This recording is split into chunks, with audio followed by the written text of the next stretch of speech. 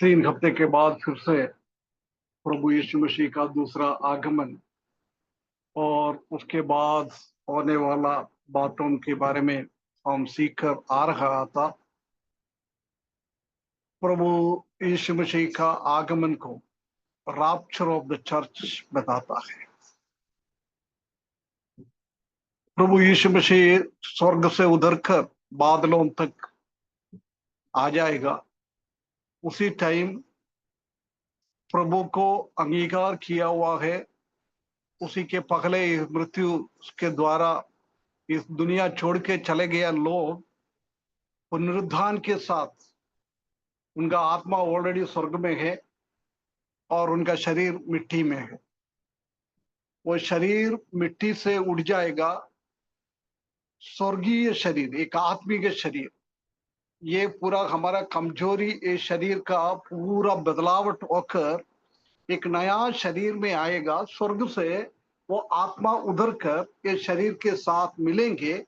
उसके बाद दोनों एक साथ बादलों पर प्रभु यीशु मसीह के साथ चले जाएंगे। उसको बोलता है पुनरुद्धार। उसी टाइम जितना विश्वासी लोग इस दुनिया में जिंदा है, उसी का रूपांतर हो जाएगा। उसी का शरीर को पुनरुद्धार नहीं है, हमारा ये शरीर ऑटोमेटिकली प्रभु यीशु मसीह का ललकार का आवाज सुनेंगे। जब हमारा शरीर को बदलावट होकर पुनरुत्थान शरीर के स्वरूप में उसी के जैसी हमारा भी शरीर रूपांतर होकर, जब हमारा आत्मा हमारा अंदर, ये आत्मा तो कहीं बाहर नहीं गया है, सिर्फ रूपांतर हो जाता है। रूपांतर होके हम भी उसी के साथ साथ बादलों में जाकर प्रभु के साथ मिलेंगे। उसको बोलता है रैप्चर ऑफ द चर्च, है ना। उसके तुरंत बाद हमने देखा था कि न्याय का सिंहासन, स्वर्ग में हरेक विश्वासियों को न्याय के सिंहासन के सामने खड़े होना पड़ेगा। उद्धार के बाद हमने क्या काम किया है, अच्छा काम किया है तो उसके लिए प्रतिफल, और हमने बुरा काम किया है, पाप किया है, उसी के लिए परमेश्वर से हमको कोई प्रतिफल नहीं मिलेगा। जब हम एक लज्जित अनुभव में हो जाएगा, स्वर्ग में तो हम प्रवेश करेंगे। जिसका नाम जीवन की किताब में लिखा है वो आ, प्रभु के साथ स्वर्ग में तो जाएंगे, परंतु स्वर्ग में ऐसी लोगों को कोई पदवी नहीं है, कोई स्थान नहीं है, एक भिखारी की जैसी रहना पड़ेगा। परंतु जिसने अच्छा अच्छा काम, पौलुस की जैसी अच्छा अच्छा बड़ा बड़ा काम किया है, उन लोगों को परमेश्वर प्रभु यीशु मसीह बड़ा बड़ा पदवी में प्रभु के साथ रहने के टाइम मिलेंगे, है ना। बहुत सारा प्रतिफल वो सब हमने सीखा हुआ है। उसके बाद हम देख सकते हैं कि न्याय के सिंहासन के सामने सबका न्याय होने के बाद प्रभु यीशु मसीह के साथ हमारा शादी, the marriage of the lamb with the Christ and the church, मसीही और मसीही लोग, उन दोनों के बीच में एक एक अटूट संबंध में, हम जानता है कि हस्बैंड और वाइफ बनने के बाद उनका रिश्ता बहुत अटूट है, वो एक शरीर हो जाता है। ऐसी हम भी प्रभु के साथ एक शरीर की जैसी, अभी भी हम जानता है कि परमेश्वर का प्रभु यीशु मसीह कलीसिया का सिर है, हम उसी का शरीर है। वो पूर्ण रीति से उसी दिन हो जाएंगे, है ना। जब इसी के लिए 7 साल का टाइम लगेगा। वो 7 साल में ये दुनिया में क्या हो रहा है वही हम अभी देख रहा है। प्रभु यीशु मसीह कलीसिया को और पवित्र आत्मा को साथ में लेकर स्वर्ग की ओर जाएगा। उसके तुरंत पश्चात एक बहुत बड़ा एक नेता पूरा दुनिया के ऊपर शासन करने के लिए, एक वन गवर्नमेंट, एक ही सरकार। अभी भी हम जानता है कि कई राज्य का यही इच्छा है कि एक ही सरकार, अलग अलग देश के लिए अलग अलग नहीं है, एक ही सरकार चलना है, यही चाहता है। अभी हम जानते हैं कि हमारे इंडिया में भी अभी ऐसी एक वो विचार कर रहा है। अलग अलग राज्य में अभी हम जानता है कि अलग अलग राज्यों का शासन अलग है, सेंट्रल गवर्नमेंट अलग है। अभी वो चाहता है कि एक ही इलेक्शन में सेंट्रल गवर्नमेंट पूरा देश को शासन करने का एक ही गवर्नमेंट लाने के लिए ये लोग अभी प्रयास कर रहा है। ऐसी दुनिया में भी ऐसी प्रयास कर रहा है, पूरा दुनिया को शासन एक ही आदमी से करवाने के लिए, वन गवर्नमेंट, है ना। वो व्यक्ति जब प्रभु यीशु मसीह कलीसिया को लेके जाएगा, उसके बाद वो व्यक्ति आएगा, उसको क्या कहता है, क्या नाम से जानता है उनको?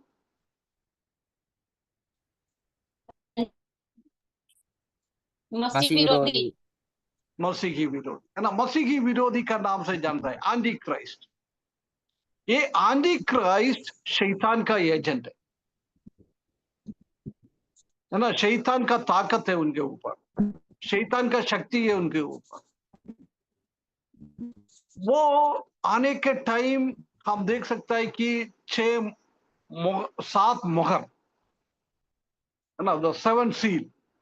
स्वर्ग में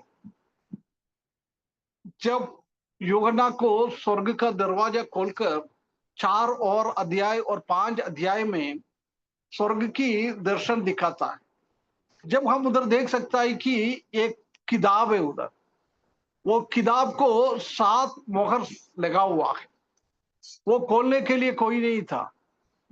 जब स्वर्गदूत यूहन्ना से बोल रहा है, भैया तुम चिंता मत कर, ये मोहर खोलने के लिए सिर्फ एक ही है, वो हमारा प्रभु यीशु मसीह है।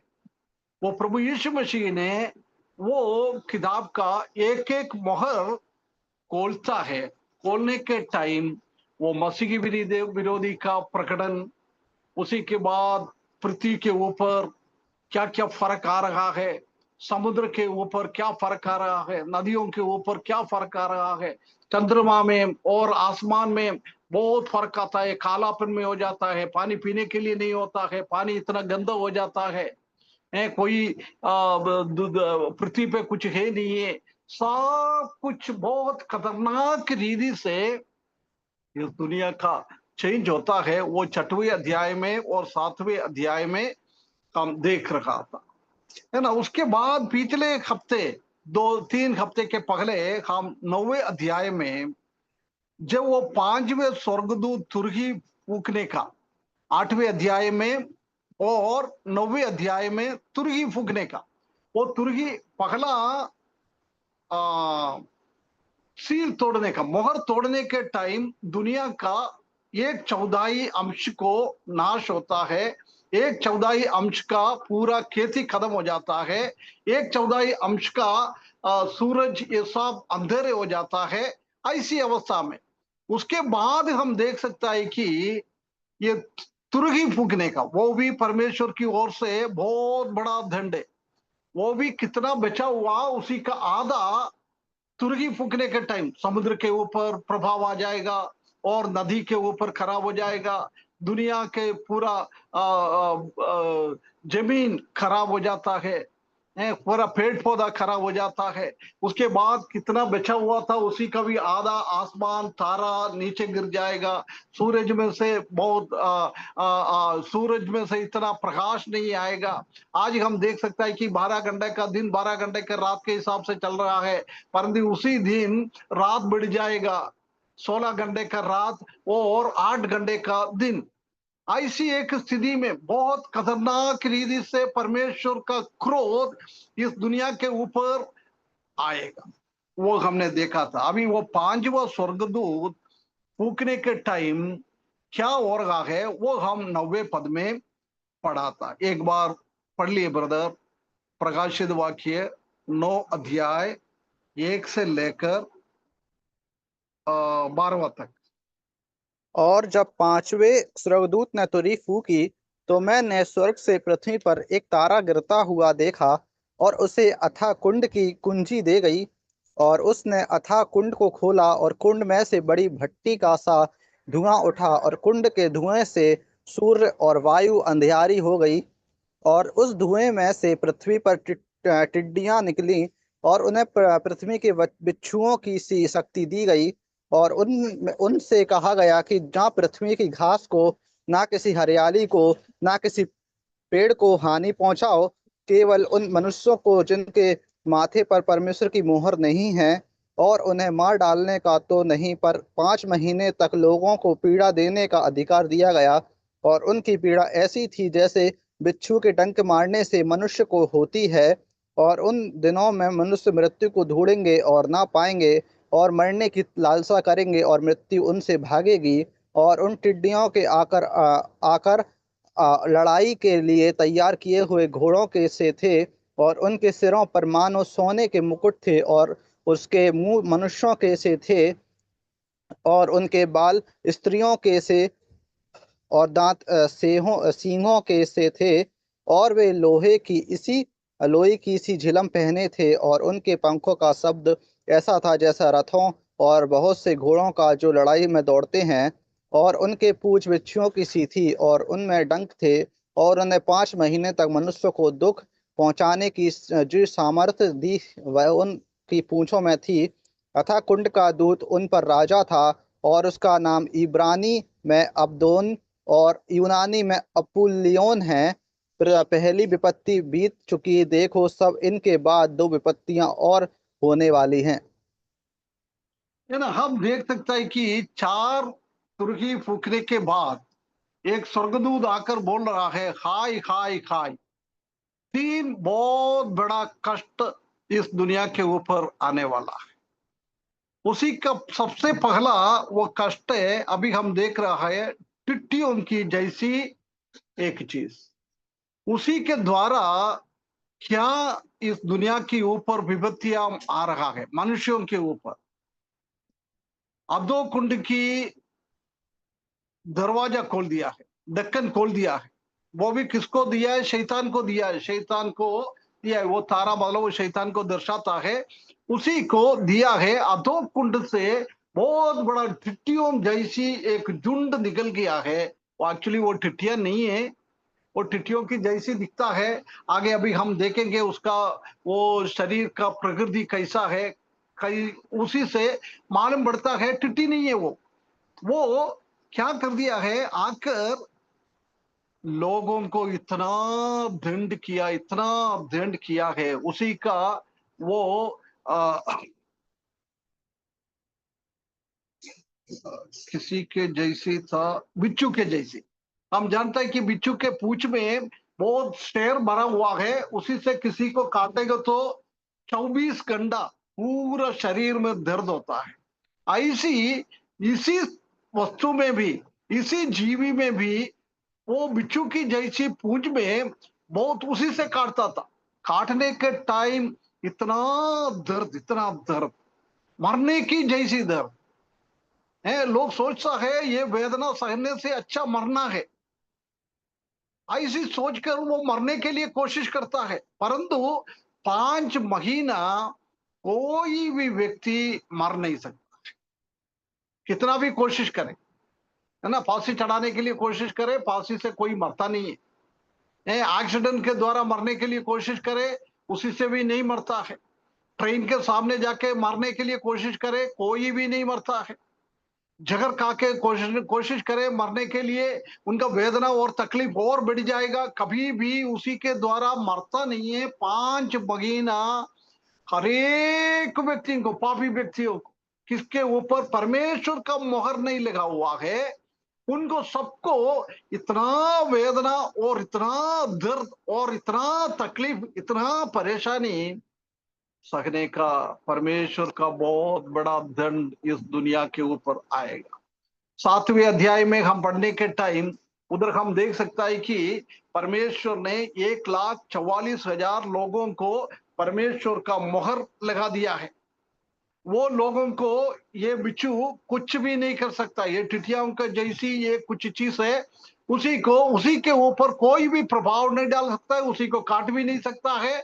परंतु वो भी आके ऐसा देखता है किसी के पास परमेश्वर का चाप नहीं लगा हुआ है, उनको मार डालेगा नहीं, मारेगा। मार कर उसको इतना वेदना और इतना परेशानी और इतना तकलीफ उनके ऊपर आएगा। ये बात हमने पिछले हफ्ते देखा था। अभी हम उसी का ये कैसा है ऐसा थोड़ा उसी को देखेंगे। 7वें पद में लिखा है, और उन डिटियों की आहार लड़ाई के लिए तैयार किए हुए घोड़ों के से थे। टिट्टियां हमको मालूम है छोटा छोटा है ना, हमारा खेत खेत में आकर कितना हरियाली है, वो सब हरियाली खाने वाला एक छोटा सा एक चीज है वो, परंतु झुंड के साथ आ जाता है। हजारों एक साथ आकर पूरा खेतियों को हरियालियों को खाता है, पूरा नष्ट करता है। परंतु इधर हम देख सकता है कि वो ऐसी छोटा टिट्टी नहीं है, वो एक घोड़े की जैसी है। टिट्टी का आ, आ, टिट्टी कितना छोटा है परंतु घोड़ा कितना बड़ा है, इसलिए वो एक अधोकुंड के अंदर ये शैतानी का कुछ शक्ति है। हम जानता है कि अधोकुंड के अंदर वो बीच का पोर्शन में, सबसे पहला पोर्शन में पुराना नेम में मरा हुआ लोगों को, विश्वासी लोगों का आत्मा ऊपर की पोर्शन में थे। सबसे नीचे पोर्शन में अभी मर रहा है हरेक पापी लोगों को आत्मा, एक नरक, एक टेम्पररी नरक है, वो नरक के अंदर पड़ा रहता है। उसी के बीच में, ये दोनों के बीच में बहुत अंधकार भरा हुआ एक है। उसी में लूसीफर के साथ कितना लोग परमेश्वर के विरुद्ध में अपराध करने के लिए, झगड़ने के लिए स्वर्ग, उसी टाइम स्वर्गदूत थे पहले, परंतु वो लूसीफर के साथ जुड़ा है, वो दुष्टात्मा बन गया है। बहुत सारा ऐसी दुष्टात्मा वो अंधकार के अंदर अंधकार से बांध के रखा हुआ है। उसी में से कुछ चीजों को परमेश्वर अनुमति दिया है, शैतान जाकर उसी को बाहर निकालता है ना। बाहर निकालने के टाइम वो घोड़े की जैसी आता है, लड़ाई के लिए तैयार किया हुआ घोड़ा, ऐसी साधारण घोड़ा नहीं है, लड़ाई के लिए तैयार कर रहा है। किसके साथ लड़ाई करना है? ये अविश्वासी लोग, कितना परमेश्वर को विश्वास नहीं किया है, वो लोगों को तंग करने के लिए, उनसे उनके द्वारा युद्ध करने के लिए, ये घोड़ों की जैसी युद्ध करने के लिए घोड़ों कैसा तैयार होता है ऐसी आता है। उसमें से हम देख सकता है कि घोड़े का शक्ति पहले के टाइम में, आजकल तो ठीक है बहुत सारा केमिकल वेपन, वो वेपन, ये वेपन बहुत सारा है, परंतु पहले के जमाने में जब ये वेपन नहीं मिला है, पहला आ, आ, आ, लोग मगा युद्ध में, उसी के बाद ये सब फाइंड आउट करने के लिए चालू किया है। उसी के पहले घोड़े में सवार करके तलवार के साथ लोग मारता था दूसरों को, एक दूसरे को ऐसी मारता था। इसलिए इधर हम देख सकता है कि परमेश्वर के विरुद्ध में कितना लोग है, उनके साथ युद्ध करने के लिए परमेश्वर ने दुष्टात्मा का एक झुंड को छोड़कर उसी को बेचने के लिए भेजा हुआ है। ऐसी एक स्थिति में हम इधर हम देख सकता है, वो घोड़े की बहुत बड़ा एक शक्ति दिया हुआ अवस्था को हम देख सकता है ना। उसके बाद क्या लिखा है? घोड़ों की जैसी है और उनके सिरों पर मानो सोने के मुकुट थे। सोने के मुकुट मतलब इस दुनिया के लोग देखेंगे तो उसी को एक राजा की जैसी रखने वाला एक व्यक्ति को जैसी इधर हम देख सकता है। वो पहनकर एक बहुत बड़ा महान एक व्यक्ति है ऐसा दिखाने के लिए, ये बिल्कुल साधारण लोग नहीं है, साधारण कोई ढिटिया नहीं है, ऐसी शक्तिशाली लोग है, ऐसी पावर परमेश्वर ने इनको दिया हुआ है। उसी स्थिति में वो मुकुट साफ रखकर उनके ऊपर आ रहा है ना। उसके बाद हम देख सकता है कि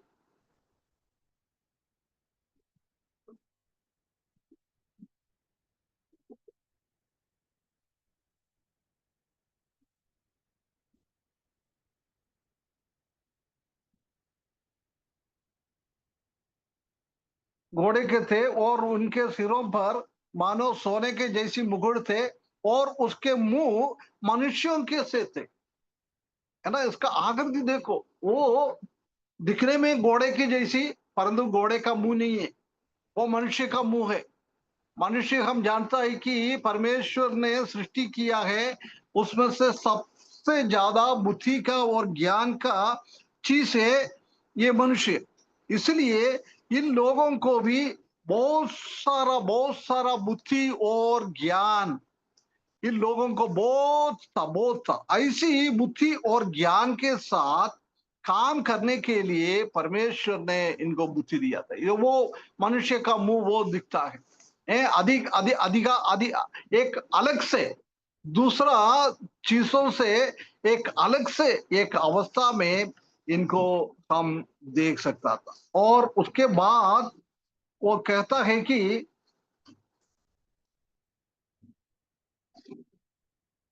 मनुष्यों के से थे और उनके बाल स्त्रियों के से थे।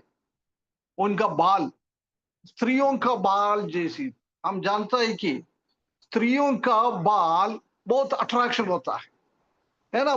स्त्रियों को बाल नहीं है तो उसका कोई अट्रैक्शन नहीं होता है। इसलिए आजकल तो ठीक है, बॉय कट सब करके स्त्रियां भी घूमते फिरते रहता है, बाल आधा काटता है। परंतु पुराना टाइम में बाल एक स्त्री कितना लंबा बढ़ा सकता है, उतना उनका उनका ब्यूटी बढ़ता था, है ना।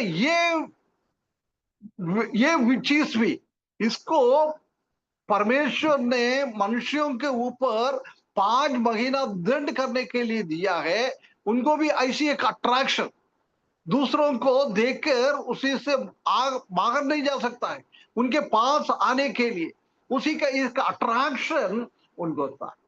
इसलिए लोगों के पीछे यही नहीं जाता था, लोग उनके पास आ जाता था। जब उसने वो बिच्छुओं का पूंछ से मारता है, ऐसी इन लोगों को मारता। ऐसी एक स्वभाव, मनुष्य का जैसा बुद्धि और बहुत सौंदर्य, बहुत अट्रैक्शन, दूसरों को अपने पास खींचने का एक बहुत बड़ा शक्ति उनके पास था। वो शक्ति के साथ उसने लोगों को अपने पास बुलाकर उसी को दंड देता रहता था। और उसके बारे में लिखा है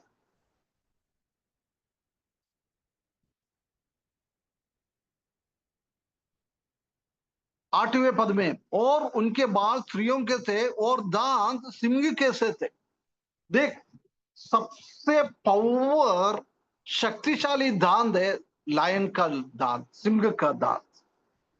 ये किसने, परमेश्वर ने लोगों को दंड करने के लिए, तकलीफ देने के लिए भेजा है। उसी का दांत का शक्ति हम देख सकता है।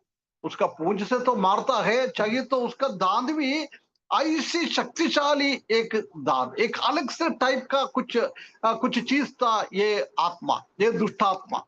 वो दुष्टात्मा को भेजा है। उसके बाद 9वें पद में, और वे लोहे की सी जिलम पगने थे और उनके पंगों का शब्द ऐसा था जैसे रथों और बहुत से घोड़ों का जो लड़ाई में दौड़ते हैं। है ना, जिलम पकड़ता था, दूसरे से उसको बिचना है, दूसरों इसको कुछ नहीं कर सकता है। उसके बाद उसका पंख, पंख हम देखता है कि उसी का उड़ने का, चलने का स्पीड को दर्शाता है। ये लोगों को, ये सिटियों को, ये बच्चों जैसी रहने वाला ये चीज को इतना दौड़ सकता था, क्योंकि इनको पूरा दुनिया में लोग रह रहा है, किसके ऊपर वो प्रभु यीशु परमेश्वर का मुहर नहीं लगा हुआ है, उन लोगों को मारने के लिए, उनको काटने के लिए ये बहुत स्पीड में एक जगह से दूसरे जगहों में जाकर हाई स्पीड में जाकर लोगों को काट के चले जाता। आजकल हमारा इधर एक है ना जंगली सुअर है। वो जंगली सुअर क्या है, वो भी बहुत भयंकर स्पीड है। वो नीचे की ओर देखते हुए हर एक जमीन में क्या क्या है, मनुष्य हो कोई भी हो, उनको सामने आता है, उसी को उसका सिंग से मार के चले जाता है, हाई स्पीड में चले जाता है। ऐसे ये लोग भी हाई स्पीड में पूरा दुनिया में हर एक जगहों में जाकर लोगों को मारने के लिए, लोगों को ये दंड देने के लिए, ये तकलीफ और परेशानी देने के लिए हाई स्पीड में जाता था। इसलिए उसको पंख के बारे में लिखा हुआ है। और पंखों का शब्द ऐसा था, कैसे रथों और बहुत से घोड़ों को जो लड़ाई में दौड़ते हैं। पुराना टाइम में हमने अभी देखा था कि पुराना टाइम में रथ और घोड़ों के द्वारा झगड़ा करने के लिए जाता था, वार करने के लिए जाता था। उसी का जाने का आवाज भी इतने हम जानते हैं कि घोड़े का आवाज कितना cut cut cut cut cut cut शादी में लड़का को लेके वो घोड़ा जाता है, हम जानते हैं कि उसका साउंड बच ऐसी ही खटखट एक एक एक घोड़ा जाएगा तो भी अपन को मालूम पड़ता है। ऐसी है तो बहुत सारा झुंड के जैसी घोड़ा निकल रहा है। उसी का सबका आवाज इतना खतरनाक रीति से वो रथ और घोड़ा कैसे चल रहा है, ऐसी बहुत बड़ा आवाज के साथ चलने वाला एक था। ये पांचवा मोहर खोलने के टाइम तुरी, पांचवा तुरी की फूकने के टाइम क्या दुनिया में लोगों को तंग करने के लिए आया हुआ है। और उसके बाद हम देख सकते हैं कि 10वें पद में, और उनकी पूंछ बिच्छुओं की सी थी और उनमें ठंग थे, और उन्हें 5 महीने तक मनुष्यों को दुख पहुंचाने की जो सामर्थ है ना।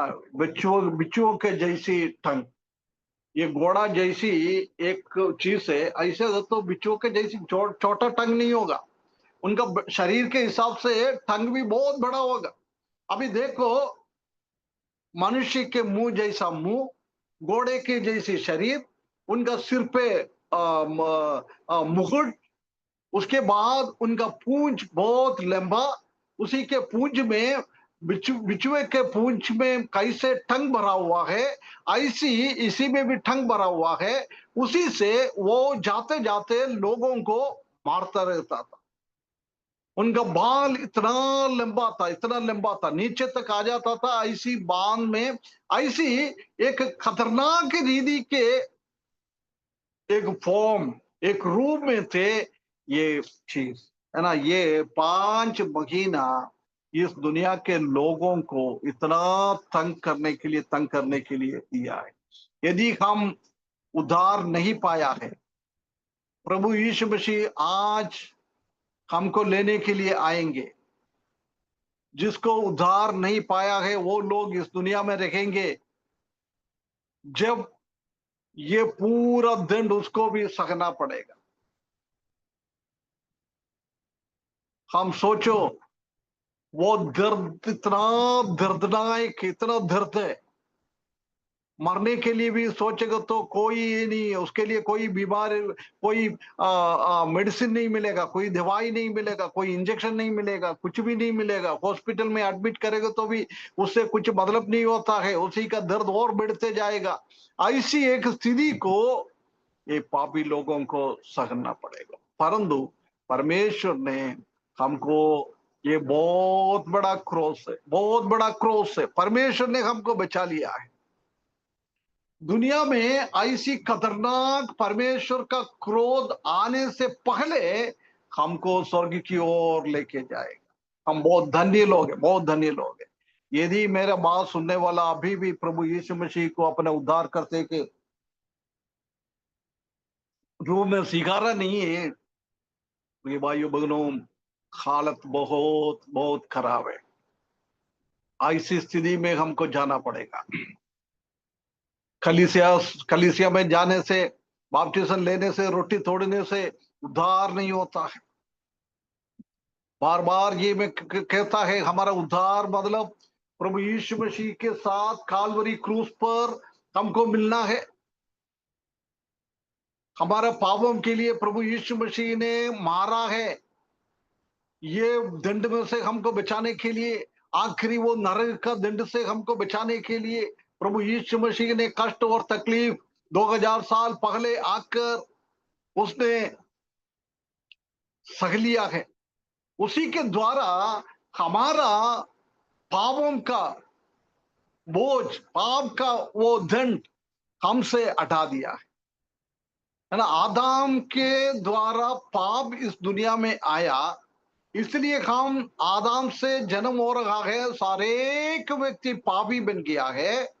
वो पाप का दंड नरक है, मृत्यु है। दूसरा मृत्यु है गहने के अंदर, आखिरी वाला गहना, वो बहुत खतरनाक है। अभी का अधोकुंड नहीं है, वो अधोकुंड भी बहुत बड़ा है, वो उठा के नरक के अंदर डालेगा। ऐसी बहुत खतरनाक जगह आग से भरा हुआ है, ऐसी जगहों में जाने वाला लोग है।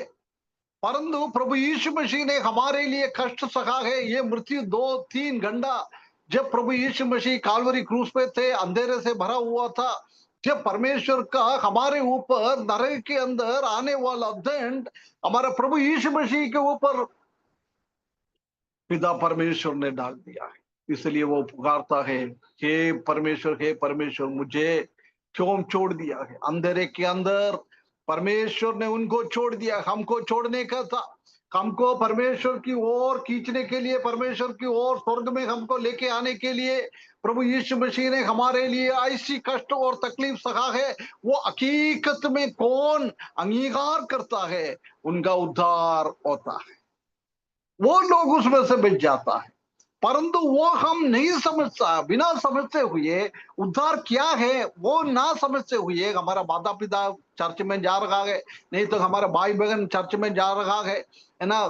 कलीसिया का एल्डर नहीं तो इवांजलिस्ट आके हमसे बोलता है, बेटा तुमको उद्धार पाना है, तुमको बपतिस्म लेना है, कलीसिया में जुड़ना है।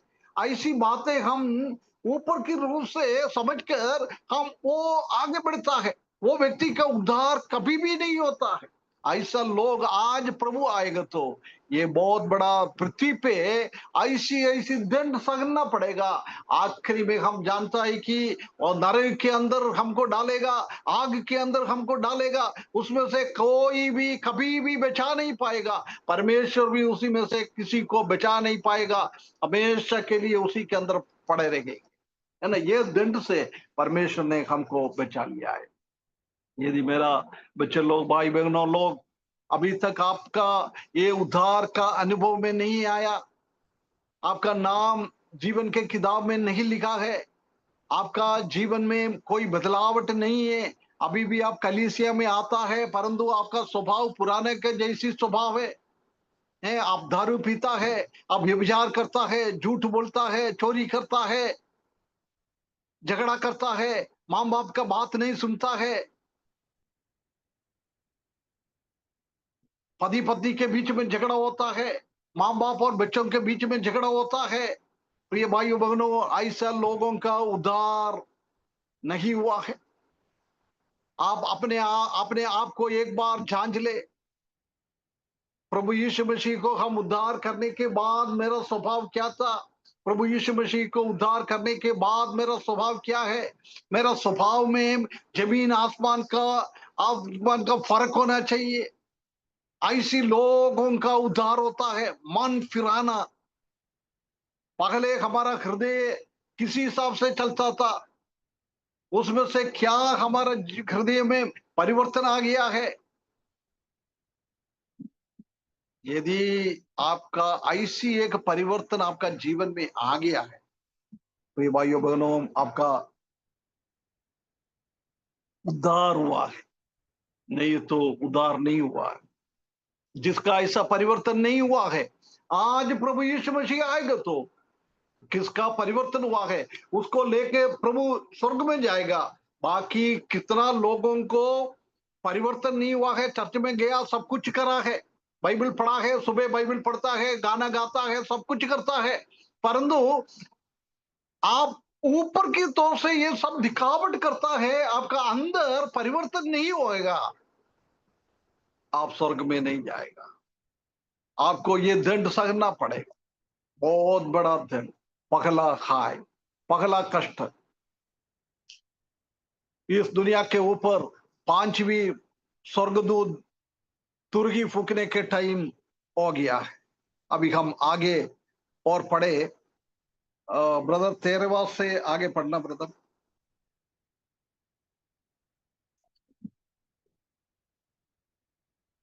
जी अंकल जी।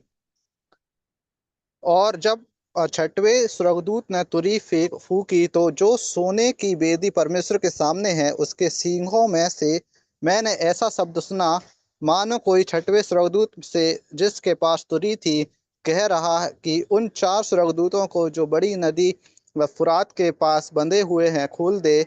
और वे चारों दूत खोल दिए गए और जो उस घड़ी और दिन और महीने और वर्ष के लिए मनुष्यों की एक तिहाई के मार डालने को तैयार किए गए थे।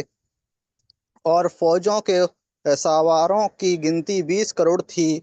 और मैंने और उसने गिनती सुनी और मुझे इस दर्शन में घोड़े और उनके ऐसे सवार दिखाई दिए जिनकी झिलमें आग और धूम्रकांत और गंधक की सी थी। और ना और उन घोड़ों के सिर सींगों के सिरों के से थे और उनके मुंह से आग और धुआं और गंधक निकलती थी। इन तीनों मूरियों अर्थात आग और धुएं और गंधक से जो उसके मुंह से निकलती थी मनुष्य की एक तिहाई मार डाली गई, क्योंकि उन घोड़ों की सामर्थ उनके मुंह और उनकी पूंछों में से थी, इसलिए कि उनकी पूंछें सांपों की सी थी और उन पूंछों के सिर भी थे और इन्हीं से वे पीड़ा पहुंचाते थे। और बाकी मनुष्यों ने जो उन मौरियों से ना मरे थे उन्हें हाथों के कामों से मन ना फिराया कि दुष्ट आत्माओं की और सोने और चांदी और पीतल और पत्थर और काठ की मूर्तों की पूजा ना करें, जो ना देख ना सुन और ना चल सकती है। और जो खून और टोना और व्यभिचार और चोरियां उन्हें की थी उनसे मन ना फिराया। है ना। अभी छठवां स्वर्गदूत तुरही फूंक रहा है। ये दूसरा हाई, दूसरा कष्ट दुनिया के ऊपर। अभी हमने पढ़ा है, इसी से हमको समझ में आता है, बहुत सरल है। इसमें ज्यादा समझने वाला चीज तो है नहीं है, अच्छी तरह से हम समझ सकता है। मानो कोई छठवें स्वर्गदूत से जिसके पास तुरही था कह रहा था कि उन चारों स्वर्गदूत जो बड़ी नदी फुरात के पास बांधे हुए थे खोल दो। ये भी दुष्टात्मा है।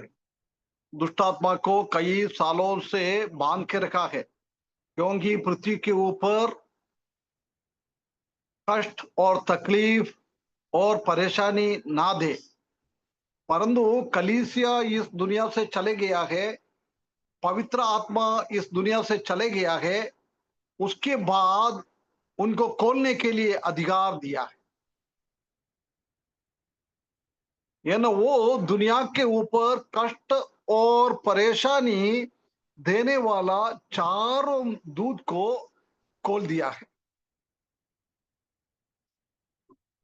और वे चारों दूत खोल दिए गए जो उस घड़ी और दिन और महीने और वर्ष के लिए मनुष्यों की एक तिहाई का मार डालने का को तैयार किए गए। परमेश्वर ने, हम जानते हैं कि क्या क्या कुछ चीज हो रहा है, वो सब पहले से परमेश्वर ने तय करके रखा हुआ है। हमारे उद्धार के बारे में भी हम जानता है कि पृथ्वी को बनाने से पहले हमको चुन लिया था। हमारा माँ का पेड़ में हमारा जन्म होने से पहले परमेश्वर को मालूम है, जिस जिस व्यक्ति मेरे मेरे पास आ जाएगा, मेरा उद्धार करते के रूप में स्वीकारेगा, हर एक चीजों को परमेश्वर ने पहले से तय करके रखा हुआ है। परमेश्वर ने ये चारों स्वर्गदूत को बांध के रखा है। जब परमेश्वर ने लिखा है ये साल, ये महीना, ये दिन इसी टाइम में इसको छोड़ेगा, है ना। जब प्रभु यीशु मसीह कलीसिया को लेके जाने के बाद 7 साल इस दुनिया में मसीह विरोधी शासन करेंगे, उसी के टाइम उसमें से कोई भी 7 साल के अंदर, एक साल में, एक उसी महीने में, उसी दिन में, उसी टाइम में उसको छोड़े, है ना। उसी घड़ी और दिन और महीने और वर्ष के लिए। अभी समझ लो, हमें अभी 2025 में रख रखा है। आज मई 3 है ना, मई 3 शनिवार, टाइम हो गया अभी 7:46। परमेश्वर ने ऐसी एक डेट इसके लिए तैयार करके रखा हुआ है, 2025 मई महीना 3 तारीख को शनिवार को 7:47 में इसको छोड़ना है ना। ऐसी एक टाइम निर्धारित करके रखा हुआ है।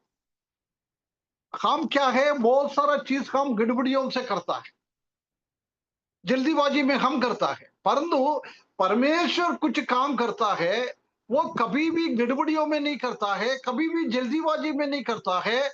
कई सालों से पहले, उत्पत्ति से पहले ये सब कुछ चीजें परमेश्वर ने निर्धारित टाइम में ये सब करके रखा हुआ है। उसी दिन, उसी साल, उसी महीना, उसी दिन, उसी टाइम ये सब कुछ होता है।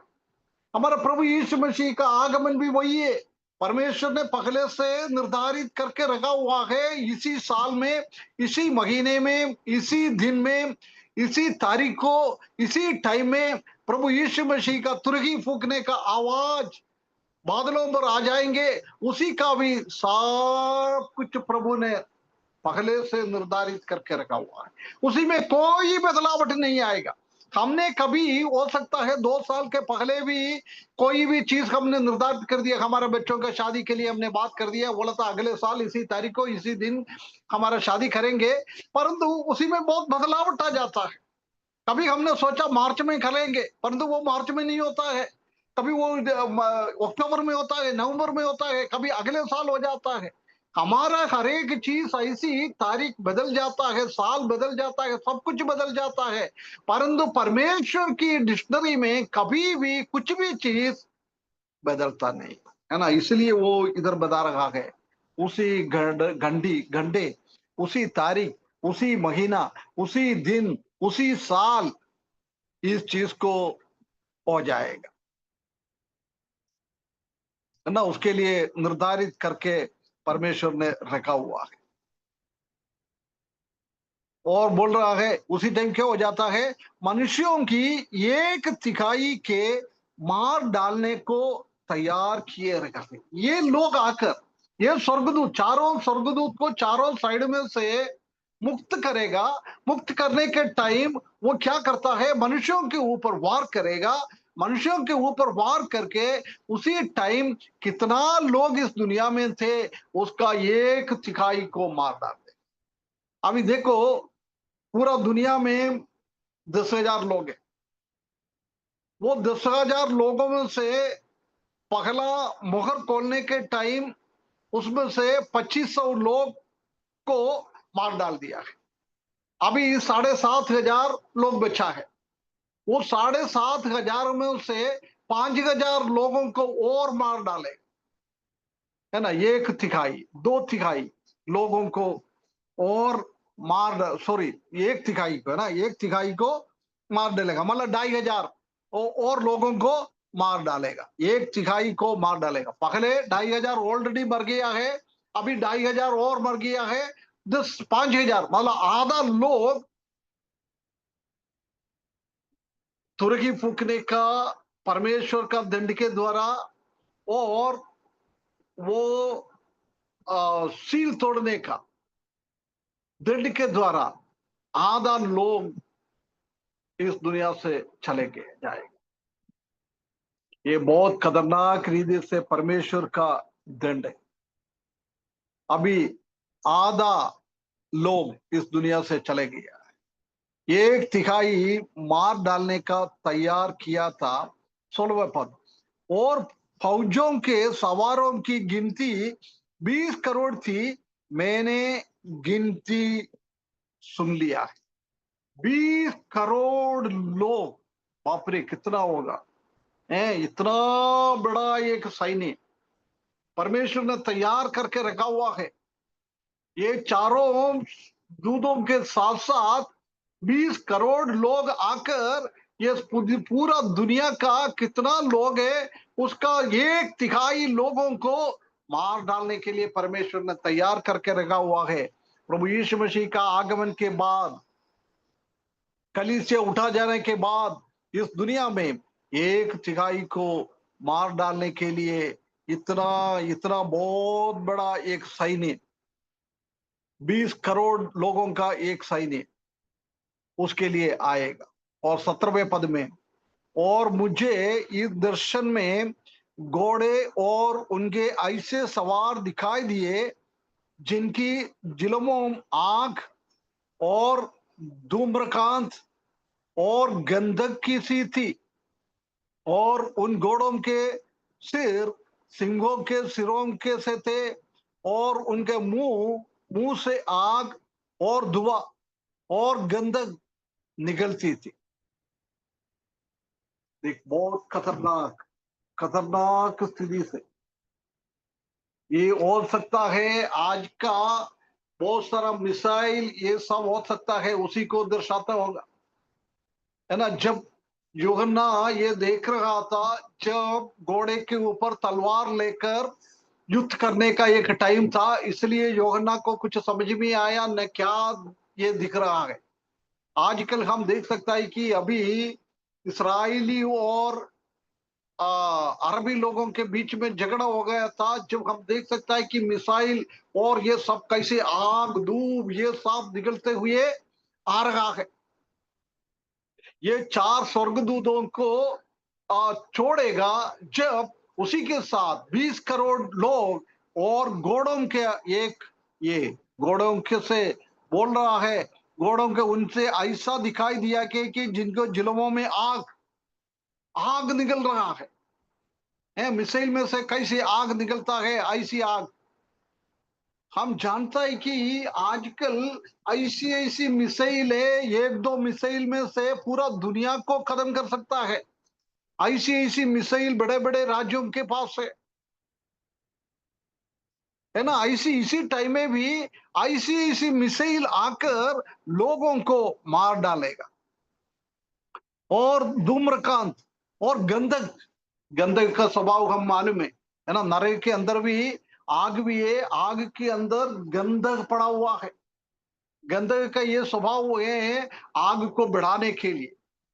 गंधक थोड़ा सा हम आग के पास गंधक लेकर रखेंगे तो वो ऐसी आग लग जाता है। ऐसी बहुत सारा गंधक से भरा हुआ है, आग बढ़ते जाएगा लोगों को। अभी उधर रहने वाला लोगों से 1/3 लोगों को मार डालने के लिए। अभी हम जानते हैं कि 600 करोड़ लोगों के आसपास है पूरा दुनिया में, उसमें से 200 करोड़ लोगों को मार डालने के लिए ऐसी मिसाइल ये सब आकर परमेश्वर का क्रोध इस दुनिया पे आका गंधक की सी थी। और उन घोड़ों के सिंह के सिरों के से थे, और उनके मुंह से भी आग, पीछे से भी आग, सामने से भी आग, आग निकल रहा है और धुआं निकल रहा है और गंधक निकल रहा है। प्रिय भाइयों बहनों, हम सोच नहीं सकता है। आज हम जानते हैं कि अभी जम्मू में, कश्मीर में ये लफड़ा हुआ था। जो पाकिस्तान लोग अभी इतना डर के बैठा है, कब इंडिया का लोग ऐसी मिसाइल उनके राज्य में छोड़ेगा। इसलिए उसने वो बाउंड्री का, इंडिया और पाकिस्तान का बाउंड्री का हर एक गांव का लोगों को उधर से खाली करवा दिया है। ये तो छोटा छोटा मिसाइल है, बड़ा नहीं है। परंतु इसी टाइम ऐसा नहीं है, एक मिसाइल डालेगा तो पूरा दुनिया को खत्म कर सकता है। ऐसी शक्तिशाली, बहुत बड़ा खतरनाक रीति से बहुत बड़ा युद्ध होएगा।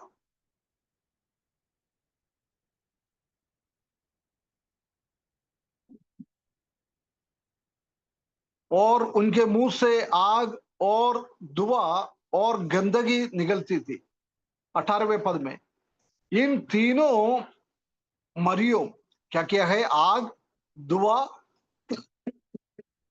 और गंधक, ये मशीन से बाहर निकलता है, जो उसके मुंह से निकलती थी। मनुष्यों की 1/3 मार डाली गई, है ना। 200 करोड़ लोगों के आसपास का लोगों को ये आके मार डालता है, कोई भी इसी को बचा नहीं सकता है।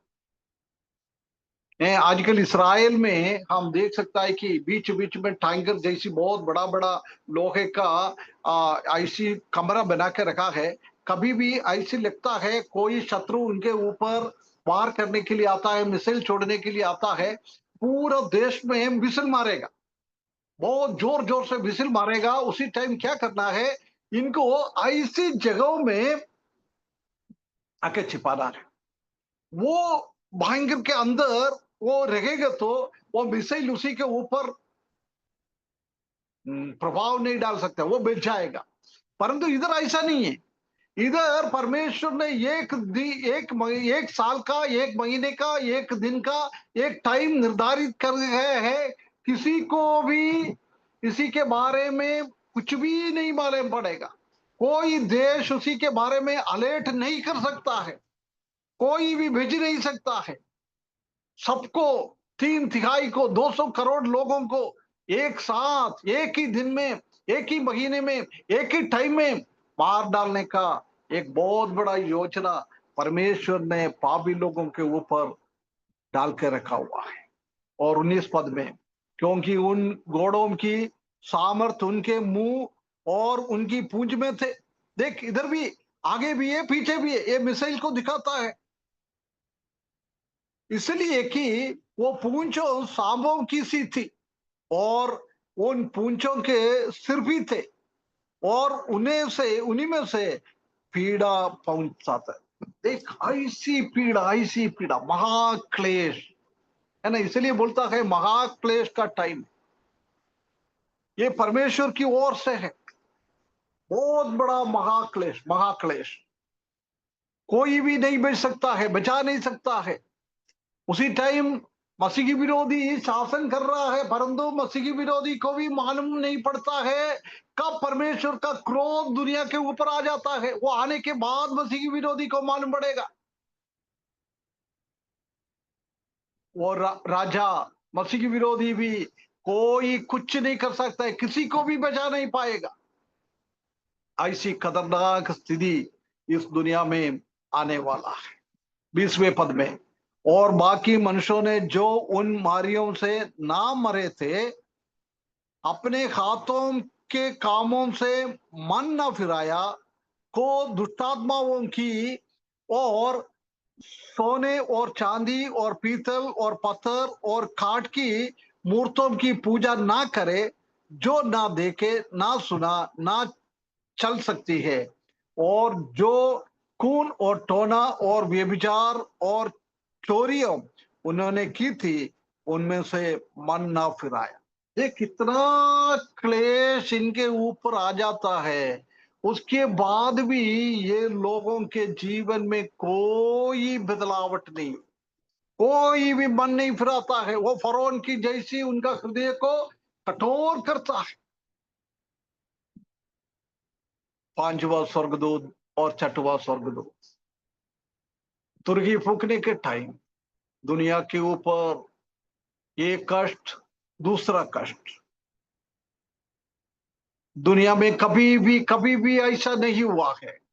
ऐसी खतरनाक रीति से 5 महीना वेदना से भरेगा, मर नहीं सकता है। परंतु 6वें में हम देख सकता है कि परमेश्वर उनको अधिकार दिया है उसको मारने के लिए, दुनिया का 1/3 लोगों को मारने का अधिकार। कितना खून, कितना दर्दनाक अनुभव, कितना रोने का आवाज, कितना बच्चे लोग गया है, कितना माता पिता लोग गया है। पूरा दुनिया में ऐसी खतरनाक एक अवस्था मसीह की विरोधी के शासन के टाइम परमेश्वर की ओर से आ रहा है। ये परमेश्वर ने करवा रहा है। कितना खतरनाक है, कितना खतरनाक है। ये हम इसलिए सीख रहा है, परमेश्वर ने हमको ये खतरनाक स्थिति से बचा लिया है। ये खतरनाक अवस्था हम मसीही लोगों का बाइबल में ही लिखा है, और कहीं भी नहीं लिखा है। इसलिए हमारा पड़ोस में रहने वाला लोगों को हम ये बातों को समझाना है। ऐसी एक कलियुग दुनिया में आने वाला है, इसलिए उसमें से बचना है तो आज प्रभु यीशु मसीह को अंगीकार करो। ये सुसमाचार सुनाने के लिए बहुत अच्छी एक बात है। लोगों को हम ये सुनाना है, लोगों को ये हमको बताना है। उसमें से बचने के लिए एक ही रास्ता है, एक ही रास्ता है। 2000 साल पहले प्रभु यीशु मसीह ने उसके लिए सॉल्यूशन निकाल कर रखा है। वो सॉल्यूशन को अंगीकार करना है। परमेश्वर ने हमको मदद किया है वो अंगीकार करने के लिए। परमेश्वर को हम धन्यवाद करते रहे और लोगों को हम ये समझा दे, लोगों को पापों से बचाने के लिए हम ये बात उनको बताए। बहुत बड़ा दंड परमेश्वर की ओर से आने वाला है। आज कलीसिया को ये लोग दंड कर रहा है, उन लोगों को हमको समझाना है तुम आज हमको दंड कर रहा है, परंतु हमको परमेश्वर ने बचाएगा। उसके बाद तुम्हारे ऊपर परमेश्वर का बहुत बड़ा क्रोध, बहुत बड़ा क्रोध, मोहर तोड़ने के टाइम और तुर्की फूकने के टाइम बहुत बड़ा क्रोध लोगों के ऊपर आने वाला है। दुनिया के पूरा दुनिया में, ऐसा नहीं कोई भी जगह नहीं बच जाएगा, पूरा दुनिया के ऊपर आने वाला है। इसी बात को हम दूसरों को बताना है। दूसरे लोगों के लिए वो हमारे भाई लोग है, हमारे परिवार से कई लोग अभी तक प्रभु में नहीं आया है, हमारे भाई बहन लोग कुछ प्रभु में नहीं आया है। उन लोगों के लिए हमको प्रार्थना करना है, उनको हम ये बात को सुनाना है, ये हमारा कर्तव्य है। इसलिए परमेश्वर ने पहले से ये बात सब विश्वासी लोगों को प्रकट करके दिया है। परमेश्वर हमको सहायता करे। दूसरों के लिए बहुत बड़ा क्रोध परमेश्वर का आने से पहले उन लोगों को बचाने के लिए ये मार्ग हमको बताना है। ये कोई धर्म नहीं है, मसीही जीवन एक धर्म नहीं है, ये एक मार्ग है। परमेश्वर ने हमको कैसे बचाने के लिए ये काम किया है, परंतु किसने प्रभु यीशु मसीह को अंगीकार नहीं किया है उसी के ऊपर ये बहुत बड़ा क्रोध, बहुत बड़ा क्रोध आने वाला है। परमेश्वर को हम धन्यवाद करें, लोगों को हम ये बातें समझा दे, सुना दे, उसी के द्वारा कई लोग प्रभु यीशु मसीह को अपना उद्धार करते के रूप में स्वीकारने के लिए मदद करे। यदि कोई प्रभु यीशु मसीह को अभी भी हकीकत में अंगीकार नहीं किया, हो सकता है आप कलीसिया में आता है, हो सकता है आप बाइबल पढ़ता होगा, हो सकता है आपने बपतिस्म लिया होगा, हो सकता है आप रोटी तोड़ता होगा, परंतु हकीकत में आपका जीवन में एक फर्क परिवर्तन नहीं आएगा तो आज प्रभु यीशु मसीह को अपना हृदय दे। प्रभु मैंने सोचा था मेरा उद्धार हुआ था, परंतु मेरा उद्धार नहीं हुआ है। अभी आपको आपका उद्धार कौन सी साल में, कौन सी महीने में, कौन सी तारीख को, कौन सी टाइम में हुआ है, कोई कौन सी वजन आपके हृदयों में बात किया है, किसने सुसमाचार आपको सुनाया है, कैसी आपका उद्धार हुआ है, वो इंसिडेंट को आपको याद नहीं है तो समझ ले आपका उद्धार नहीं हुआ है ना। प्रभु यीशु मसीह के पास आ जाए, प्रभु यीशु मसीह को अंगीकार किए। परमेश्वर का बहुत बड़ा दंड इस दुनिया में आएगा। उसके बाद नरक के अंदर हमको कोई टाइम लिमिट नहीं है। विश्वासी लोग जैसे अनादिकाल से अनंत काल तक परमेश्वर के साथ स्वर्ग में रहेंगे, ऐसी ये पापी लोग शैतान के साथ अनंत काल तक उनको भी ये दंड सहना पड़ेगा, नरक का दंड। उसमें से बचने के लिए एक ही रास्ता है, आइए प्रभु यीशु मसीह को अंगीकार करें। एक अच्छा मन परिवर्तन अपना जीवन में हो जाए। इस वचन के द्वारा ऐसी होने के लिए परमेश्वर हमको सहायता करे, उसके बड़े नाम की महिमा हो। परमेश्वर का वचन सीखा है, सुना है, सबको परमेश्वर आशीष करे। जिसने भी अभी भी उद्धार से बाहर है उन लोगों का उद्धार होने के लिए प्रार्थना करता हूं। आप सच्चाई को समझ ले, उद्धार क्या है समझ ले, उसी हिसाब से आने के लिए इस वचन के द्वारा परमेश्वर हमको सकायदा करे, उसके बड़े नाम की महिमा हो।